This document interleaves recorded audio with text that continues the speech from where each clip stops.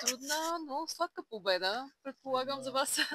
Една от най-важните. Откакто поех отбора, това е първата победа. За мен лично съм много щастлив и трябва да благодаря на момчетата. Вие знаете, като почнахме на 8 януари, ви казах, че пътя ще е много труден, но с положения труд през подготвителния период от страна на целия отбор, мисля, че бавно, стъпка по стъпка, можем и се надявам да си изпълним целта. Казах им, че положихме много труд през месец януари и сега трябва да береме плодовете и да си пълним кошничката, което значи победа, равен, да си напълним кошничката и на 24 май да ни е пълна и да запазим професионалния статут. Гостите не бяха ли малко груби? Не, нормално. Това е футбол, контактен спорт. Всеки преследва своите цели. Те, ако си гледали класирането, са мисля на 5 или 6 точки от зоната за баража, може да имат някакви амбиции, така че още веднъж много стратегическа победа срещу страшно стойностен противник. Как може да не коментирате този въпрос, но някак си не можаха да се разгърне срещата с най-футболните качества по една или друга причина.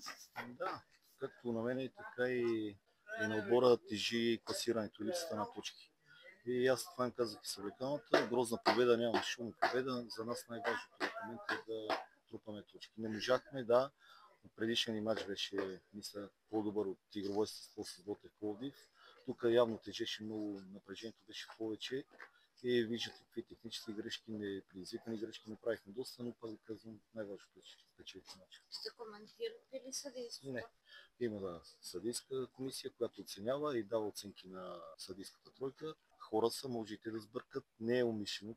Не видях да има нещо умишлено. Просто беше такъв заряда на матча, имаше реакция от моя страна и много напрежението беше повече. На тази победа до по-голямо самочувствие ще доведе. Самочувствие и малко спокойствие в мен, че и на мен ми тежиха нещата и беше нужна тази победа. Най-вече като самочувствие на момчета да повярват още повече в своите възможности.